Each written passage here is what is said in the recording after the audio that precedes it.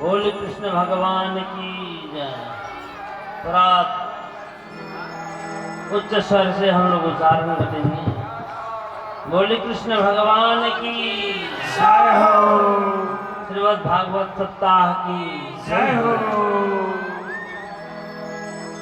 कृष्ण भगवान के इंद्रमख भंग, इंद्र के लिए जो यज्ञ करते थे प्रत्येक वर्ष, और उस यज्ञ को कुछ रूपांतर कर दे, उसको रोक करके और रूपांतर करते हैं भगवान।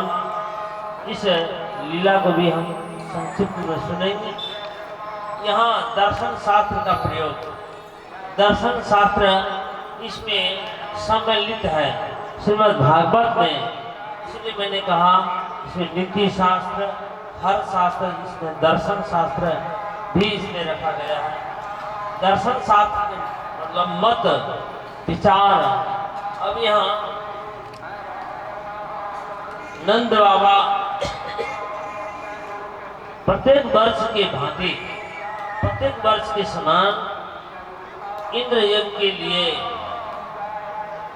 सामग्री सब इकट्ठा करते थे, और जब इकट्ठा कर रहे थे तो कृष्ण भगवान कहते हैं, हे बाबा ये सब सामग्री किस लिए एकत्रित कर रहे हैं, इसका क्या प्रयोजन है, क्या करने जा रहे हैं।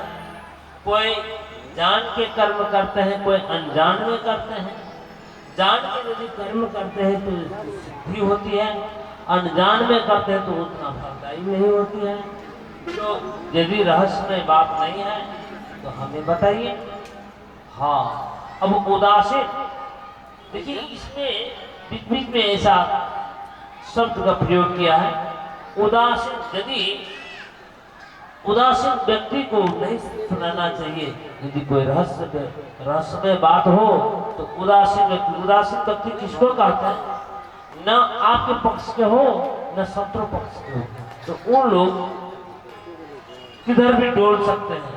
तो आप हमें इस रहस्य को बताइए यदि आप इसको उचित समझते हैं। नंद बाबा कहते हैं, हे कन्हैया, हम लोग पूर्व परा से इंद्र के यज्ञ करते हैं, हवन करते हैं और इंद्र वर्षा करते हैं, तब अन्न उपजता है और उस अन्न से हम लोग उनकी पूजा करते हैं, हवन करते हैं। ये हमारे परंपरा है।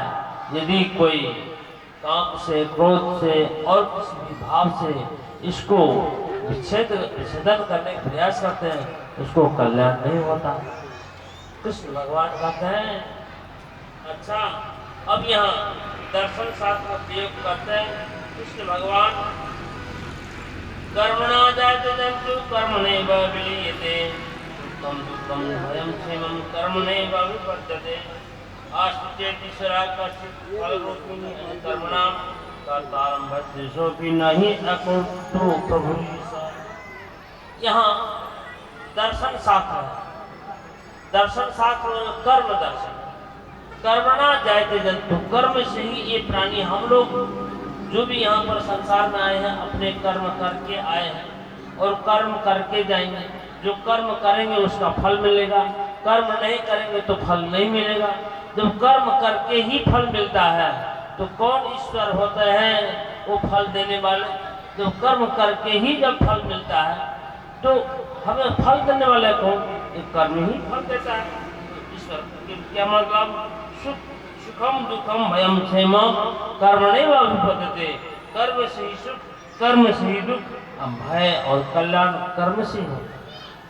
आज आपने बहुत दुखद घटना सुनी, अब यहाँ प्रसंग में आ गया। देखिए, एक कर्म से, अपने कर्म से ही अपने आप को इस संसार से विदा कर लिया। ये यदि कर्म हमारा, देखिए एक कर्म है, एक भाग्य है। भाग्य से कोई किसी भी प्रकार के हो जाए वो अलग चीज है। अब इसमें किसको दोष देंगे? भाग्य को दोष देंगे कि कर्म को दोष देंगे? एक कर्म से यदि हम नियत कर्म करते हैं, सही ढंग से करते हैं, तो हमारा जीवन सुखमय होता है। यदि नहीं कर पाते हैं तो दुखमय होता है, उसी से भय होता है, उसी से कल्याण होता है। ये प्रधान कर्म ही है। रामायण में इसलिए कहा कर्म प्रधान विश्व कर्म, कर्म ही प्रधान है। तो जब कर्म करके ही हमें फल मिलता है, तो इंद्र कौन होते हैं?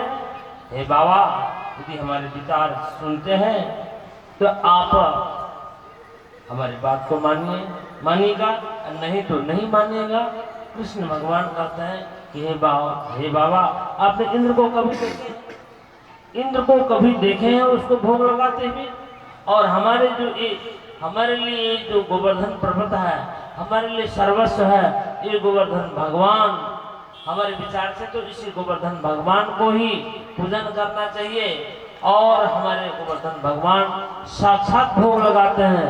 यदि हमारी बात मानते हैं तो आप अनुष्ठान इस प्रकार करें, तो हम सब कोई गोवर्धन पर्वत में चलेंगे और वहाँ पर अपने मिष्टान आदि सब जितने भी है भोजन, यहाँ का तो 56 प्रकार के भोग लगाते हैं, अनेक प्रकार के भोग। अब ध्यान रखिएगा, हम भगवान को भोग लगाते हैं, उसमें शुद्ध पवित्र सब फल फूल और अनाज सब, कोई भक्ष वस्तु का वहाँ समावेश नहीं होता है।